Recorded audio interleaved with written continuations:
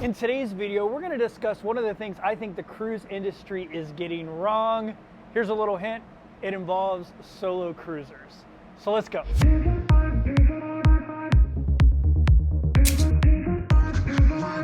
What is going on, YouTube? Greetings from the beautiful Royal Caribbean enchantment of the seas. This is my first Royal Caribbean cruise, and so far it's been great. We just finished up in the Caribbean. You can see it's a little gloomy and dreary behind me. That's because we're off the coast of Baltimore. We're headed back into port to pick up a new group of passengers and head out on a 12-day Caribbean adventure that'll take me to a bunch of places I've never been, all the St. Martin, St. Kitts, and a bunch of other states. But right now, it's pretty cold out here. I mean, that's what happens when you book cruises out of Baltimore in March. You're gonna have to deal with a little cold weather. So I threw on the long sleeve merino wool sweater and I'm doing okay.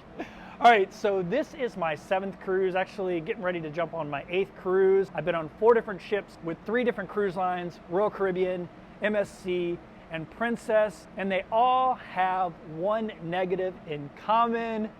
The solo programs, for lack of a better word, suck. So in today's video, I'm gonna break it up into 3 parts. I'm gonna tell you why they suck. I'm going to tell you the huge opportunity that the cruise industry is missing out on to make a ton of money off solo cruisers. And then I'm gonna give you a few easy fixes that I think if the cruise lines implemented them would be low cost and generate a bunch of income for them and make the solo experience better for us. So let's jump into that discussion.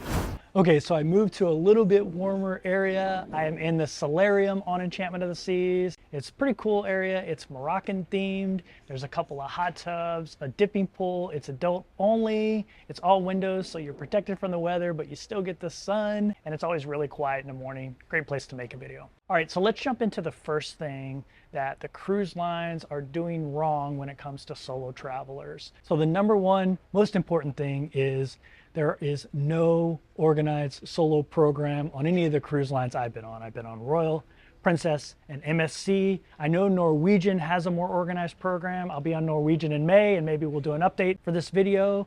But the cruise lines that I've been on, there's no organized solo program.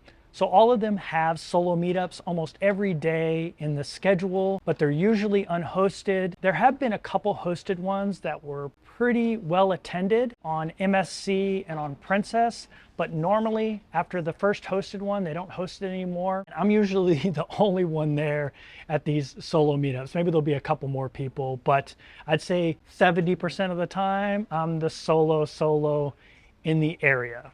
All right, so let's jump into the second thing that's wrong with the solo programs on the ship. So usually the meetup areas didn't even know the solo event was happening. I'd walk in, I'd say, hey, I'm here for the solo event, and they just kind of shrug, couldn't point me to any specific area where the solos would be. They didn't even know it was going on. That's a perfect segue into the next thing that I think's wrong.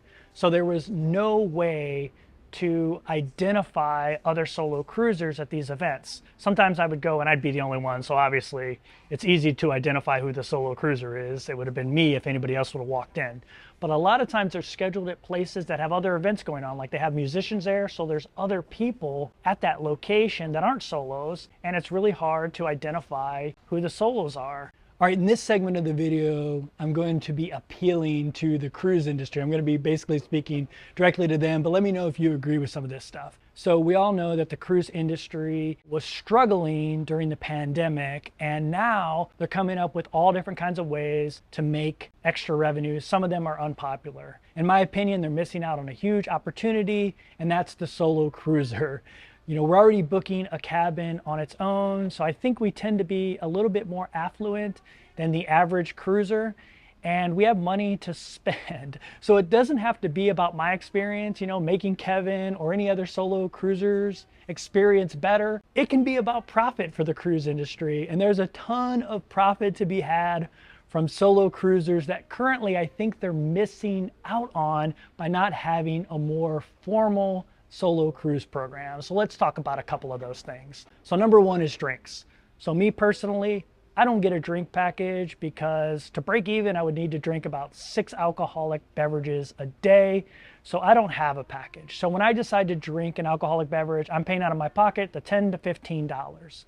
I don't really drink that much on a cruise ship unless I'm going to an event and then I'll socially drink. So if I was going to a solo event and there was alcoholic beverages there, it was at a bar or at a restaurant, I would have a glass of wine, I would have a cocktail, I would have a beer. It's an easy way to make some money off drinks by having a more formal solo program.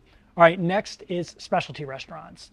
I would never go to a specialty restaurant on my own, but when I was on Ruby Princess, I met a couple solo cruisers, not in any formal way. We actually met on our own Facebook group. One of them said, hey, I'm doing a bunch of formal dining. Do you guys want to join me? And we said, yeah. She organized it. We ate at Sabatini's and at Crown Grill, and I normally wouldn't have done that, but I did because someone else put it together and I was going to have dinner with some other solo cruisers. So that's an easy way to make money on a cruise ship. Have some solo cruise tables set up or solo cruise events in your specialty dining restaurants, especially at the times when maybe you don't fill up the restaurant. And then lastly, excursions, right? I never book excursions. I just go off the ship and do my own thing. But if there were solo specific excursions or there was solo events where I met other solo cruisers that were interested in things that I'm interested in, the host of the event says, hey, who's interested in scuba diving? And 10 people raise their hand. And then that person hosting the event knows, hey, we've got a scuba diving excursion. Do you guys want to sign up for that as solos? So you'll know somebody there. So I think that would be a great way to increase revenue. So now we're going to jump into some easy fixes. Okay, so I've already mentioned some of these things in the other two sections, but I'm going to go a little bit more in depth on them here. So the first thing I think the cruise industry can do, an easy fix, is identify the solo cruisers at booking. Have a spot that they can click that says, hey, I'm a solo cruiser and I'd like to opt into your marketing material for solo cruisers. I think that'd be an easy way to instantly identify them and assign them to a category, and it's a way to market to them as well. So it's a win-win for the solo cruiser and the cruise industry. The next thing is have an official Facebook for each cruise and then have subcategories for like solo cruisers, veterans, and all the different categories that cruise ships have on board. Because this doesn't only apply to solo cruisers, it applies to all the groups that the cruise industry has meetups for. I'm sure you can apply all of this stuff to the LGBTQ community, the veteran community, the solo cruiser community, all the communities. Next is something that the cruise lines already have. Most of the apps that I've used have a messaging capability. Well, allow solo cruisers to opt in to a message group where the solo cruisers can communicate. For instance, if I have an app where I can go to a group that's for solo cruisers, I can hop in there, throw a message out saying, hey, I'm going to this bar at this time. Does anybody want to join me? And so all of a sudden you have this group of solo cruisers going to a bar and buying cocktails that they normally wouldn't buy, or going to a specialty restaurant or organizing excursions. So it can actually happen organically if you just provide the solos a space, kind of like Norwegian does with their lounge, but you provide them a space on the app so people can instantly know what other solo cruisers are doing throughout the day. That's been a really hard thing, is connecting with other solo cruisers. And the cruise industry already has this functionality on their apps. Okay, as mentioned before, the next thing, have someone host the solo events. I know that you're stretched for manpower, but figure out a way to have someone host, or at least let the venues know so the different waiters can help the solos identify where the other solos are. You have signs like they do at all the veterans meetups. All the veterans meetups I've been to, they have a sign that shows the veterans where to go and meet up. They should have that at all the different categories of guests when they do meetups for them. So it's easy to identify who the solo cruises are, who the LGBTQ is, who the veterans are, stuff like that.